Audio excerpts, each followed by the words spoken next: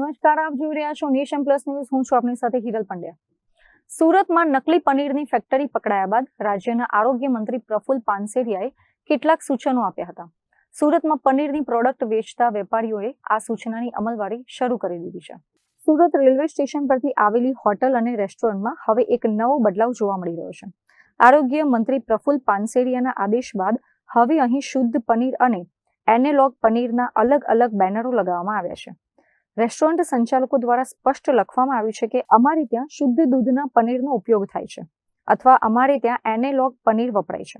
આ પારદર્શિતાના કારણે હવે ગ્રાહકો છેતરાશે નહીં.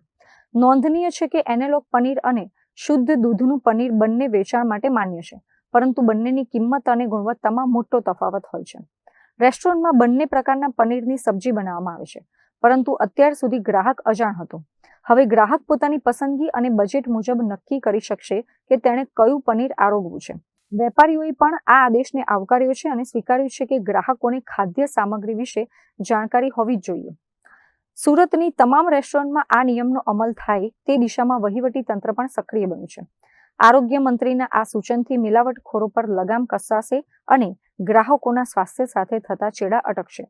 ગ્રાહકો પણ આ નિર્ણયને હવે વધાવી રહ્યા છે. એ હેલ્થ ડિપાર્ટમેન્ટથી જેટલા પણ રેસ્ટોરન્ટ્સ અને જે પણ ખાવા પીવાની જે આઉટલેટ છે એને ઇન્સ્ટ્રક્શન્સ આવ્યું છે કે બે પ્રકારના પનીર આવે છે. એક તો દૂધનું બનાવેલું પનીર એટલે શુદ્ધ પનીર, અને બીજું એક તેલનું બનાવેલું પનીર આવે છે જે એનાલોગ કહેવાય છે. તો બંને લીગલ છે, બંને કસ્ટમરને અપાય છે, પણ કસ્ટમરને એ ચોઈસ છે કે ભાઈ એને શું મળે છે, કે એ શું ખાય છે, એને જાણકારી હોવું જોઈએ. તો તમારે અગર તમે શુદ્ધ પનીર યુઝ કરો છો તો તમને પોસ્ટર લગાવવું પડશે કે હું શુદ્ધ પનીર યુઝ કરું છું, કે તમે બીજું અગર તમે એનાલોગ પનીર યુઝ કરો છો તો તમારે એનાલોગ પનીર વાપરું છું કરીને એવું પોસ્ટર લગાવવું પડશે. કેમ જરૂરત પડી આ પોસ્ટર લગાવવા પડે?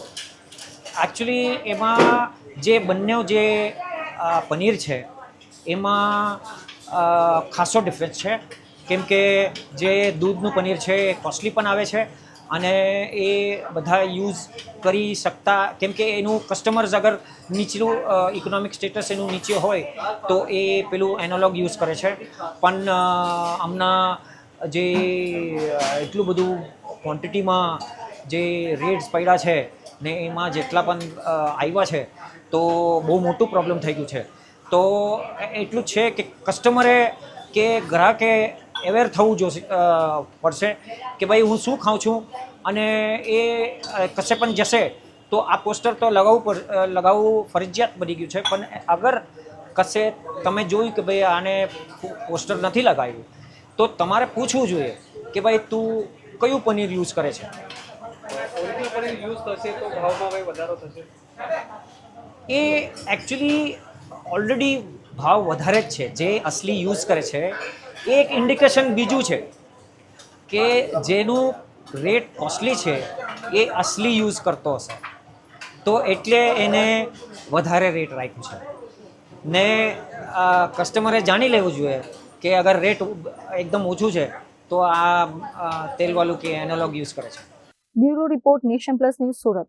સમાચારોના સતત અપડેટ મેળવવા માટે અમારી નેશન પ્લસ ન્યૂઝની યુટ્યુબ ચેનલને સબસ્ક્રાઇબ કરો, બેલ આઇકન દબાવો અને જોડાયેલા રહો ફેસબુક, ઇન્સ્ટાગ્રામ અને ટ્વિટર પર.